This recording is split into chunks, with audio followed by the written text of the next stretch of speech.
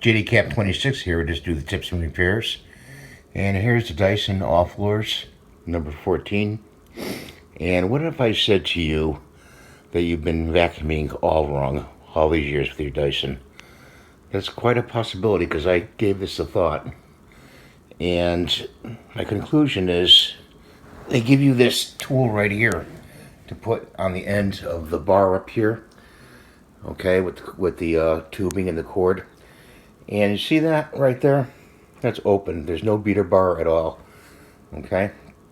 And just follow me along here. So you use that to get underneath the couch, the bed, and etc. It does the job, doesn't it? What if I said to you, you see your clutch down there? It's set to carpet. When it's set to carpet, you have the beater bar going. Okay? And that's wrapping hair around the beater bar. So why don't you just set it to floors, and first just go over your rugs and floors with the beater bar not active and vacuum as much as you can, and then that way you won't suck up here around the beater bar.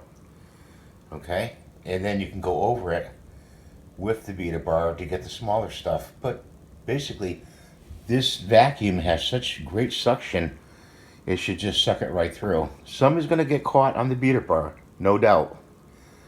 But I'm going to set mine to just floors and use it from now on.